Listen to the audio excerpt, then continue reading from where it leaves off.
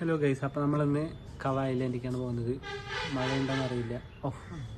പോകാനുള്ള വഴി അറിയാത്തതുകൊണ്ട് ഗൂഗിൾ മാപ്പിൽ ലൊക്കേഷൻ ഇട്ടിട്ട് ഞങ്ങൾ അവിടെ നിന്ന് ഇറങ്ങി. 100 രൂപേൻ്റെ കോട്ടൊക്കെ വാങ്ങിയിട്ടുണ്ടായിരുന്നു. അവനാണ് കഴിഞ്ഞ ദിവസം നെല്ലിയാമ്പതിക്ക് വരാമെന്ന് പറഞ്ഞിട്ട് പറ്റിച്ചവൻ. അതിന്റെ പനിഷ്മെന്റ് ആയിട്ട് അവൻ തന്നെ വണ്ടി ഓടിക്കാൻ പറഞ്ഞു. വിശക്കണമെന്ന് പറഞ്ഞപ്പോൾ ചായക്കടയിൽ കയറിയിട്ട് ഒരു ചായയും കുടിച്ചിട്ട് ഞങ്ങൾ വീണ്ടും അവിടെ നിന്ന് ഇറങ്ങി. ചായ കുടിച്ചപ്പോൾ ഒന്നുകൂടെ എനർജി കൂടി എന്ന് പറഞ്ഞിട്ട് അവൻ വണ്ടി 30-35 പെട കവ ഐലൻഡ് ആണെന്ന് പറഞ്ഞിട്ട് മലമ്പുഴ ഡാമിന്റെ ബാക്ക് സൈഡ് കൊണ്ടുവിട്ടു ഗൈസ്. ഞങ്ങൾ എവിടെ വന്നാലും ഫുള്ള് വെയിലാണ് ഗൈസ്. കോട കാണാൻ വന്നതാണ്. ഒടുക്കത്തെ വെയില്. എന്താണ് വെയിൽ എങ്ങനെയുണ്ട്?